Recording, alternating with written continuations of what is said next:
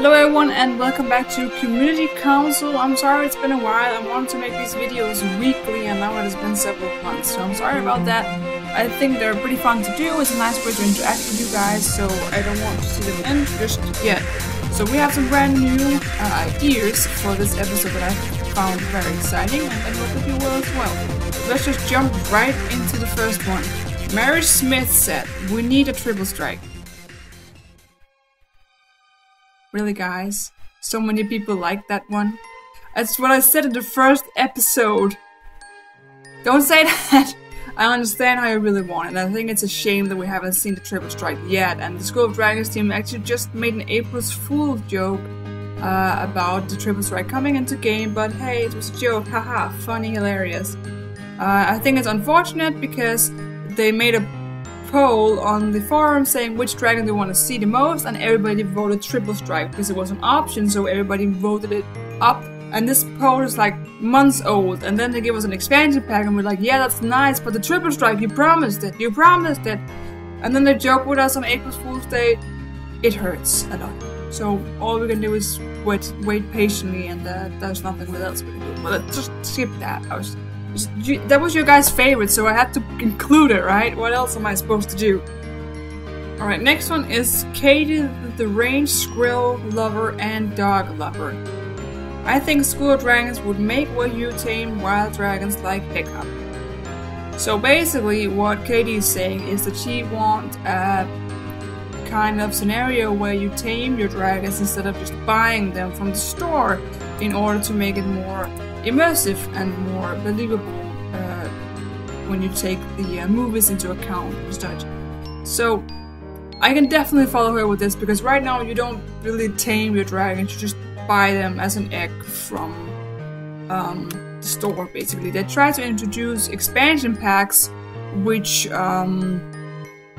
were different because you met a baby dragon or you made friendship with an adult dragon, and you then got to keep that dragon, you sort of tamed it. And that's nice enough as it is, because you get to interact with the dragon before you can actually ride it. That's nice, but it's just not a basic thing in the game yet.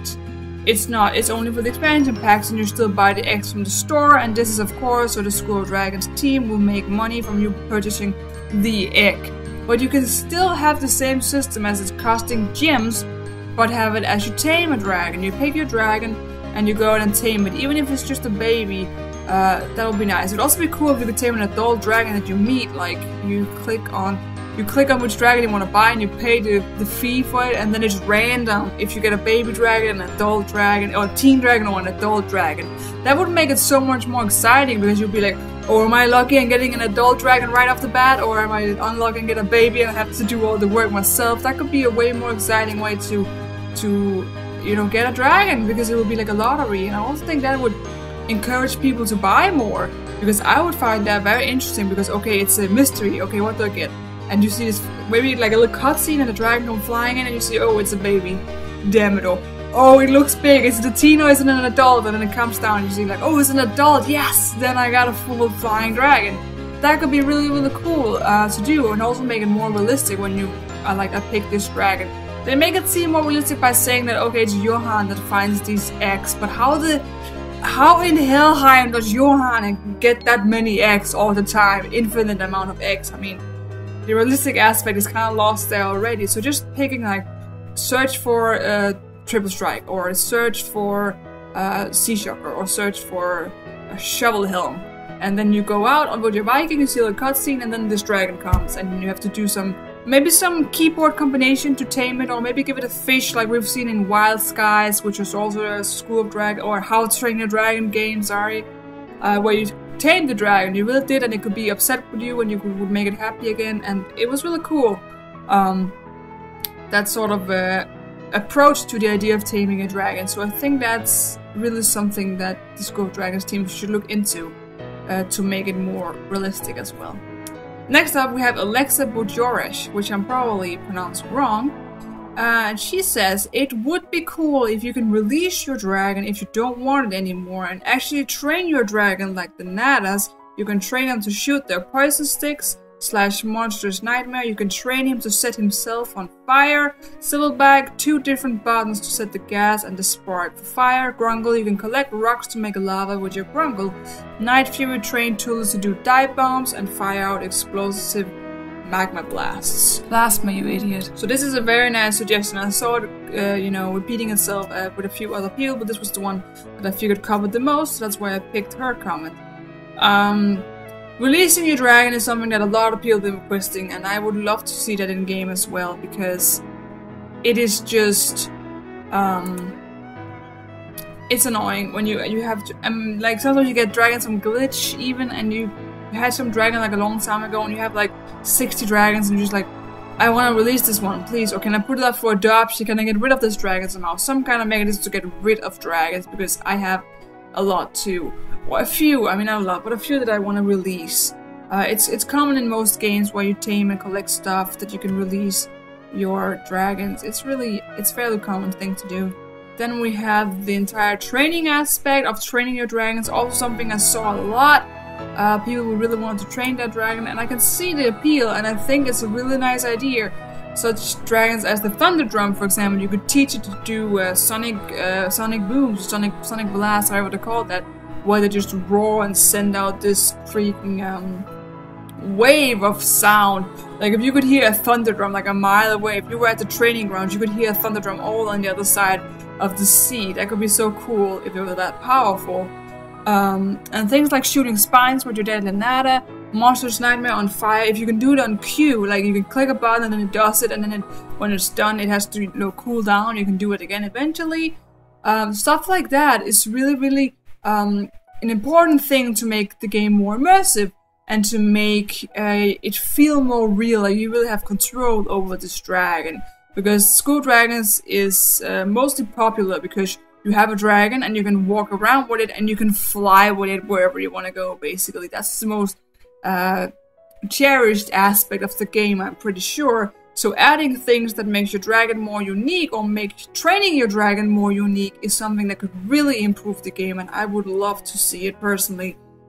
Then we have Night and Fury 2. Use command to do tricks. Use the slash to dance or roll over, and add weather to the game. Like rain, snow, well we have it fog, and daytime, morning and night. I also saw that with the entire weather thing quite a lot, actually. A lot of people want that. The interaction here as well with dancing, roll over and stuff like that is similar to that of training your dragon, but slightly different. It's kind of like a minor thing. I also saw a lot of people requesting that you should be able to pet your dragon, like pat it and stroke it and like interact with it, be more affectionate with your dragon, and I think that's a really good idea as well. The entire thing of training your dragons, do small tricks, dancing, all these kind of things that also makes it easy to interact with other players and makes it more fun to play because you have more options to go by. The weather thing, the idea with weather changing, it's more complicated than it seems, like having it change automatically from night to day and stuff like that. It can be done. I definitely think it can be done. Not too many games have it. Some games have it. Bigger games often have it. Online games, some have it, others don't.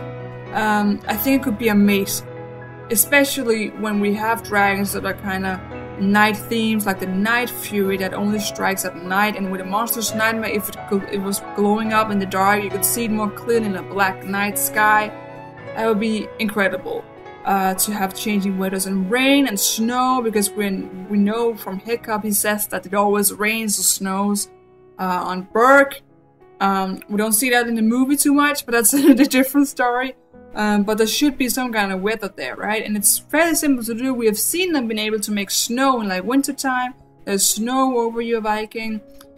Rain is probably doable too. We already have the mist out by the dragon at the ship graveyard, out by Helheim's Gate. So it's definitely doable, and I think that could be really cool to see some interactions, some changes. Maybe if it's even just maps that has constant rain and constant snow, so you could go out there and really experience some cool weather that is really harsh. It would be more cool if it changed like on every single map, but I understand that that's not possible for the team because that's a big deal. but just to see some really like changes in weather that are remarkable would be very, very interesting to see. So with all those, that's the ones I picked for this week's Community Council. Thank you so much for watching. I hope you enjoyed it. Be sure to leave new suggestions if you have any in the comment section so we can keep this series going. It could be fun if the admins decide to check it out one day. Sometimes they're happy checking out a few things, so it's a really nice way for us to both communicate but also potentially reach some higher powers. But mostly I think it's really nice to see you guys respond and how you feel about the game and overall just understanding what kind of features you want to see and what your dreams are with this game.